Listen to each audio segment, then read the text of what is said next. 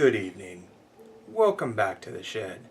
Tonight we are continuing the Chronicles of Narnia series and starting on the book by C.S. Lewis, Prince Caspian.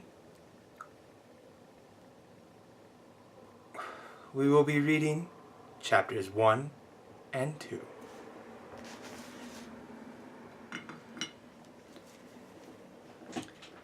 Once there were 4 children, whose names are Peter, Susan, Edmund, and Lucy. And it had been told in another book called The Lion, the Witch, and the Wardrobe, how they had a remarkable adventure. They had opened the door of a magic wardrobe and found themselves in quite a different world from ours. And in that different world they had become kings and queens in a country called Narnia. While they were in Narnia, they seemed to reign for years and years. But when they came back through the door and found themselves in England again, it all seemed to have taken no time at all. At any rate, no one noticed that they had ever been away, and they never told anyone except one very wise grown-up. That had all happened a year ago, and now all 4 of them were sitting on a seat at a railway station with trunks and play boxes piled up round them. They were, in fact, on their way back to school. They had traveled together as far as this station, which was a junction, and here in a few minutes one train would arrive and take the girls away to one school, and in about half an hour another would arrive, and the boys would go off to another school. The first part of the journey, when they were all together, always seemed to be part of the holidays. But now, when they would be saying goodbye and going different ways so soon, everyone felt that the holidays were really over, and everyone felt their term time feelings beginning again. And they were all rather gloomy, and no one could think of anything to say. Lucy was going to boarding school for the first time. It was an empty, sleepy country station, and there was hardly anyone on the platform except themselves. Suddenly Lucy gave a sharp little cry, like someone who had been stung by a wasp. "What's up, Lou?" said Edmund, and then suddenly broke off and made a noise like, "Ow!" "What on earth?" began Peter, and then he too suddenly changed what he had been going to say. Instead he said, "Susan, let's go." "What are you doing? Where are you dragging me to?" "I'm not touching you," said Susan. "Someone is pulling me. Oh, stop it!" Everyone noticed that all the others' faces had gone very white. "I felt just the same," said Edmund in a breathless voice, "as if we were being dragged along. A most frightful pulling. It's beginning again." "Me too," said Lucy. "Oh, I can't bear it." "Look sharp!" shouted Edmund. "All catch hands and keep together. This is magic. I can tell by the feeling. Quick!" "Yes," said Susan. "Hold hands. Oh, I do wish it would stop. Oh!" Next moment the luggage, the seat, the platform, and the station had completely vanished. The 4 children, holding hands and panting, found themselves suddenly in a woody place, such a woody place that the branches were sticking into them, and there was hardly room to move. They all rubbed their eyes and took a deep breath. "Oh, Peter!" exclaimed Lucy. "Do you think we can possibly have gone back to Narnia?" "It might be anywhere," said Peter. "I can't see a yard in all these trees. Let's try to get into the open, if there is any open." With some difficulty, and with some stings from the nettles and prickly from the thorns, they struggled out of the thicket. Then they had another surprise. Everything became much brighter, and after a few steps they found themselves at the edge of the wood, looking down on a sandy beach. A few yards away a very calm sea was falling on the sand, with such tiny ripples that it made hardly any sound. There was no landing in sight, and no clouds in the sky. The sun was about where it ought to be, at 10 o'clock in the morning, and the sea was a dazzling blue. They stood sniffing in the sea smell. "By Jove," said Peter, "this is good enough." 5 minutes later everyone was barefooted and wading in the cool, clear water. This is better than being in a stuffy train on the way back to Latin and French and algebra, said Edmund. And then for quite a long time there was no more talking, only splashing and looking for shrimps and crabs. All the same, said Susan persistently, I suppose we'll have to make some plans. We shall want something to eat before long. We've got the sandwiches Mother gave us for the journey, said Edmund. At least I've got mine. Not me, said Lucy. Mine were in my little bag. So were mine, said Susan. Mine are in my coat pocket. They're on the beach, said Peter. That'll be 2 lunches among 4. That isn't going to be such fun. At present, said Lucy, I want something to drink more than something to eat. Everyone else now felt thirsty, as one usually is after wading in salt water under a hot sun. It's like being shipwrecked, remarked Edmund. In the books they always find springs of clear fresh water on the island. We'd better go look for them. Does that mean we have to go back into all that thick wood? Said Susan. Not a bit of it, said Peter. If there are streams, they'd be bound to come down to the sea. And if we walk along the beach, we're bound to come to them. They all now waded back and went first across the smooth, wet sand, and then up to the dry, crumbly sand that sticks to one's toes, and began putting on their shoes and socks. Edmund and Lucy wanted to leave them behind and do their exploring with bare feet, but Susan said this would be a mad thing to do. We might never find them again, she pointed out, and we shall want them if we're still here when night comes and it begins to be cold. When they were dressed again, they set out along the shore, with the sea on their left hand and the wood on their right. Except for an occasional seagull, it was a very quiet place.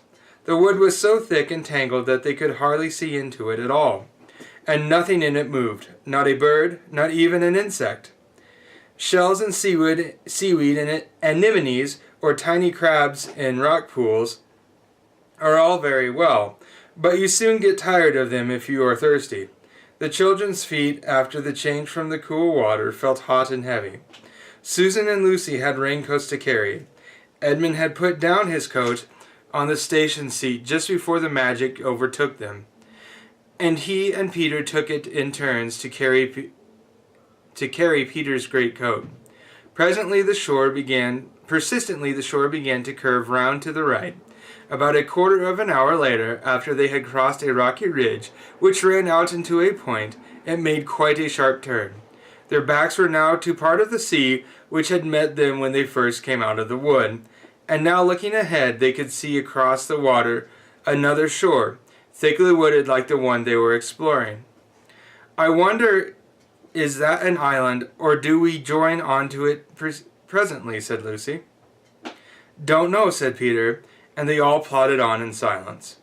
The shore that they were walking on drew nearer and nearer to the opposite shore, and as they came round each promptly the children expected to find the place where the two joined.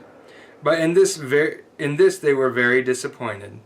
They came to some rocks which they had to climb, and from the top they could see a fair way ahead, and "Oh, bother," said Edmund. "It's no good. We shan't be able to get there to those other woods at all. We're on an island." It was true. At this point, the channel between them and the opposite coast was only about 30 or 40 yards wide, but they could see now that this is the narrowest place, and after that their own coast bent round to the right again, and they could see open sea between it and the mainland. It was obvious that they had already come much more than halfway round the island. "Look," said Lucy suddenly. "What's that?" She pointed to a long, silvery, snake-like thing that lay across the beach. "A stream! A stream!" shouted the others, and tired as they were, they lost no time in clattering down the rocks and racing to the fresh water. They knew that the stream would be better to drink farther up away from the beach, so they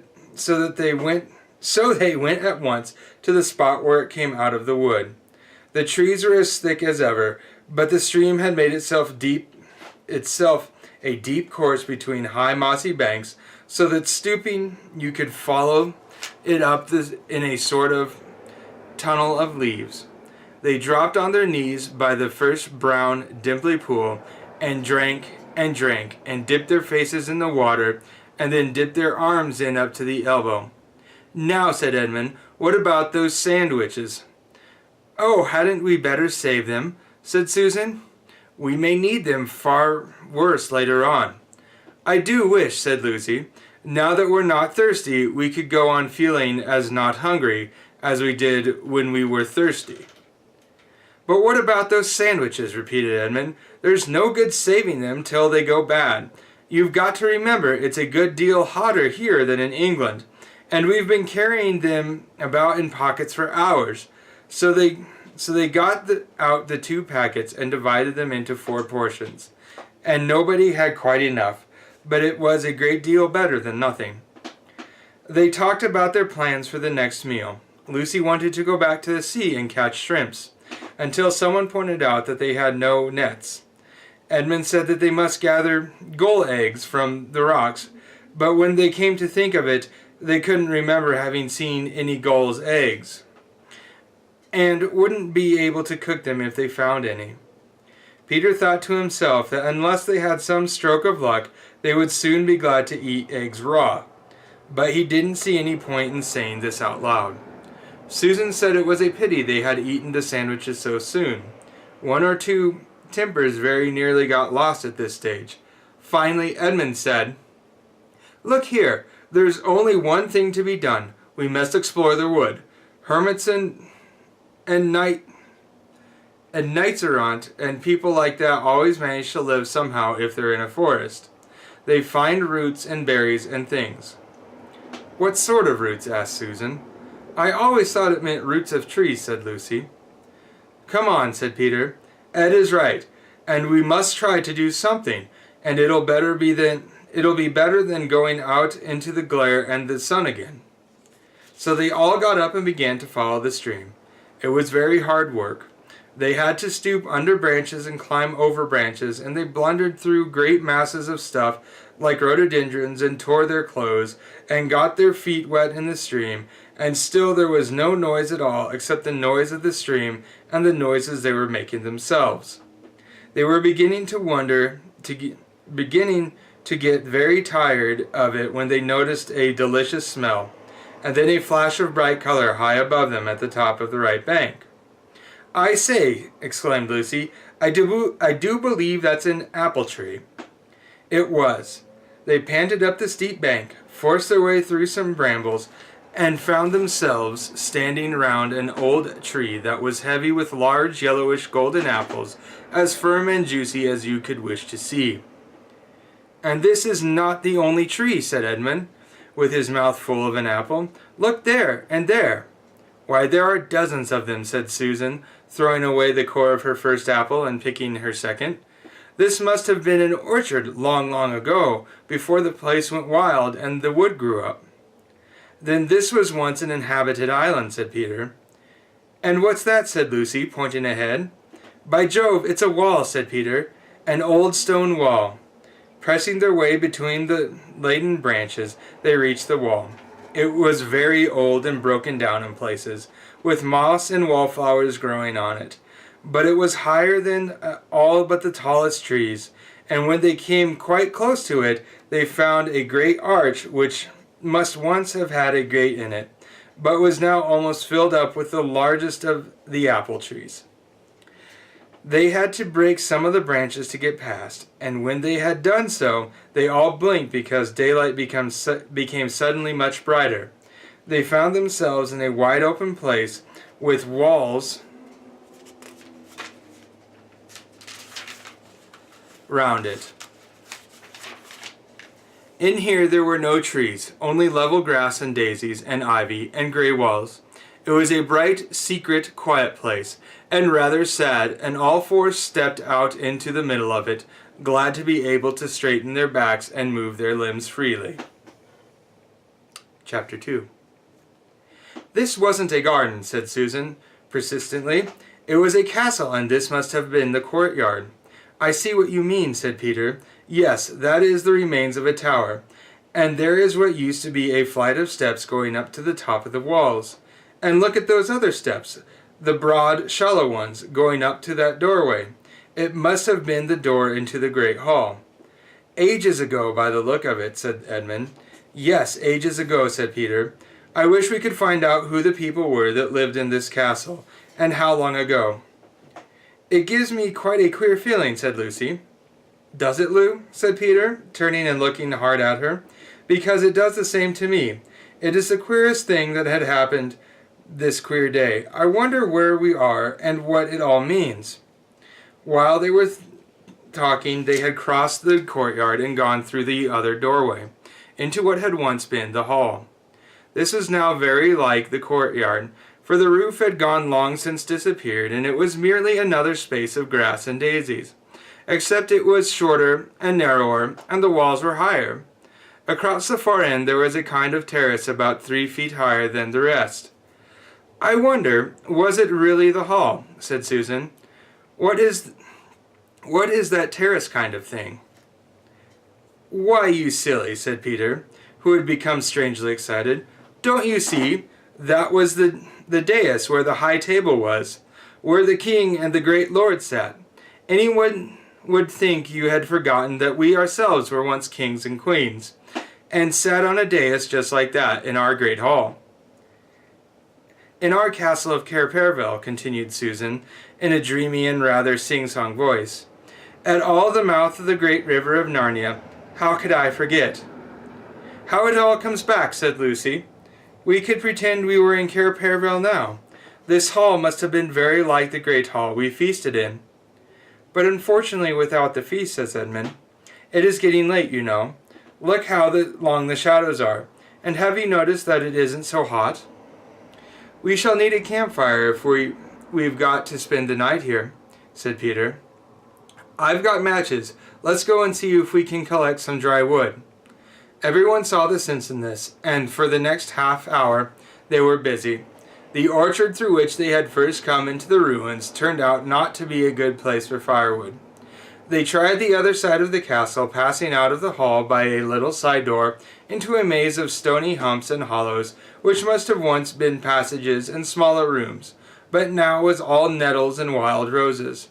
Beyond this they found a wide gap in the castle wall, and stepped through it into a wood of darker and bigger trees, where they found dead branches and rotten wood, and sticks and dry leaves, and fir cones in the plenty.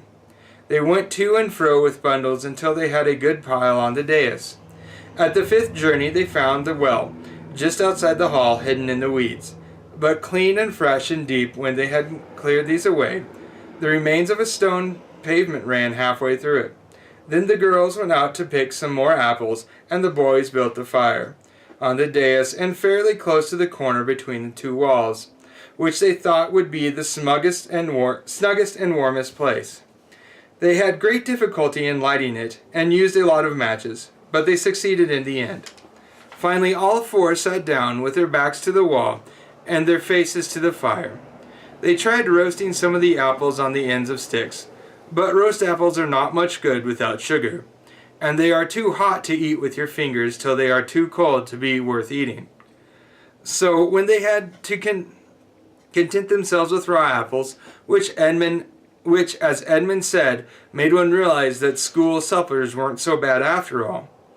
I shouldn't mind a good thick slice of bread and margarine this minute, he added. But the spirit of adventure was rising in all of them, and no one really wanted to be back at school. Shortly after the last apple had been eaten, Susan went out to get another drink. When she came back, she was carrying something in her hand. Look, she said in a rather choking kind of voice, I found it by the well. She handed it to Peter and sat down. The others thought she looked and sounded as if she might be going to cry. Edmund and Lucy eagerly bent forward to see what was in Peter's hand. A little, bright thing that gleamed in the firelight. Well, I'm jiggered, said Peter, and his voice also sounded queer. Then he handed it to the others, and now all saw what it was. A little chess knight, ordinary in size, but extraordinarily heavy because it was made of pure gold. and in the eyes of the horse's head were two tiny little rubies, or rather, one was, for the other had been knocked out. "Why," said Lucy, "it's exactly like one of the golden chessmen we used to play with when we were kings and queens at Cair Paravel." "Cheer up, Sue," said Peter to his other sister. "I can't help it," said Susan. "It brought back, oh, such lovely times, and I remembered playing chess with fauns, and good giants, and the merpeople singing in the sea, and beautiful horse, and... "Now," said Peter in quite a different voice, "it's about time we four started using our brains." "What about?" asked Edmund. "Have none of you guessed where we are?" said Peter. Go on," said Lucy. "I felt for hours that there was some wonderful mystery hanging over this place." "Fire ahead," Peter said. Fire ahead, Peter," said Edmund. "We're all listening." "We are in the ruins of Cair Paravel itself," said Peter. "But I say," replied Edmund, "I mean, how do you make that out? This place had been ruined for ages. Look at all those big trees growing right up to the gates. Look at the very stones. Anyone can see that nobody has lived here for hundreds of years." "I know," said Peter. "That is the difficulty. But let's leave that out for the moment. I want to take the points one by one. First point. This hall is exactly the same shape and size as the hall at Cair Paravel. Just picture a roof on this, and a colored pavement instead of grass, and tapestries on the walls, and you get our royal banquet hall." No one said anything. "Second point," continued Peter, the castle well is exactly where our well was, a little to the south of the great hall, and it is exactly the same size and shape." Again there was no reply. "Third point. Susan has just found one of our old chessmen, or something like one of them as 2 peas. Still nobody answered. Fourth point. Don't you remember it was the very day before the ambassadors came from the kingdom of Calormen? Don't you remember planting the orchard outside the north gate of Cair Paravel? The greatest of all the wood people, Pomona herself, came to put good spells on it. It was those very decent little chaps, the moles, who did the actual digging. Can you have forgotten that funny old Lilygloves, the chief mole, leaning on his spade and saying, 'Believe me, your majesty, you'll be glad of these fruit trees one day'? And by Jove, he was right." I do, said Lucy, and clapped her hands. "But look here, Peter," said Edmund, "this must not be all rot. To begin with, we didn't plant the orchard slap up against the gate. We wouldn't have been such fools." "No, of course not," said Peter, "but it has grown up to the gate since. And for another thing," said Edmund, "Cair Paravel wasn't on an island." "Yes, I've been wondering about that, but it was a peninsula. Jolly nearly an island. Couldn't it have been made an island since our time? Somebody has dug a channel." "But half a moment," said Edmund. "You keep on saying 'since our time,' but it is only a year ago since we came back from Narnia, and you want to make out that in 1 year castles have fallen down and great forests have grown up, and little trees we saw planted ourselves have turned into a big old orchard, and goodness knows what else. It's all impossible." "There's one thing," said Lucy. "If this is Cair Paravel, there ought to be a door at this end of the dais. In fact, we ought to be sitting with our backs against it at this moment. You know, the door that led to the treasure chamber." "I suppose there isn't a door," said Peter, getting up. The wall behind them was a mass of ivy. "We can soon find out," said Edmund, taking up one of the sticks that they had laid ready for putting on the fire. He began beating the ivied wall. Tap, tap went the stick against the stone, and again tap, tap, and then, all at once, boom, boom, with a quite different sound, a hollow, wooden sound. "Great Scott," said Edmund, "we must clear this ivy away," said Peter. "Oh, do let's leave it alone," said Susan. "We can try it in the morning. If we've got to spend the night here, I don't want an open door at my back and a great big black hole that anything might come out of. Besides, the draft and the damp, and it'll soon be dark." "Susan, how can you?" said Lucy, with a reproachful glance. But both the boys were too much excited to take any notice of Susan's advice. They worked at the ivy with their hands, and with Peter's pocket knife, till the knife broke. After that they used Edmund's. Soon the whole place where they had been sitting was covered with ivy, and at last they locked the door. And at last they had the door cleared. "Locked, of course," said Peter. "But the wood's all rotten," said Edmund. "We can pull it to bits in no time, and it will make extra firewood. Come on." It took them longer than they expected, and before they had done, the great hall had grown dusky, and the first star or two had come out overhead. Susan was not the only one who felt a slight shudder as the boys stood above the pile of splintered wood, rubbing the dirt off their hands and staring into the cold, dark opening they had made. "Now for a torch," said Peter. "Oh, what is the good?" said Susan. "And as Edmund said—" "I'm not saying it now," Edmund interrupted. "I still don't understand, but we can settle that later. I suppose you're coming down, Peter?" "We must," said Peter. "Cheer up, Susan. It's no good behaving like little kids. Now that we are back in Narnia, you're a queen here, and anyway, no one could go to sleep with a mystery like this on their minds." They tried to use long sticks as torches, but this was no success. If you held them with the lighted end up, they went out, and if you held them with the other way, they scorched your hand, and the smoke got in your eyes. In the end, they had to use Edmund's electric torch. Luckily, it had been a birthday present less than a week ago, and the Brady's were almost new. He went first with the light, then came Lucy, then Susan, and Peter brought up the rear. "I've come to the top of the steps," said Edmund.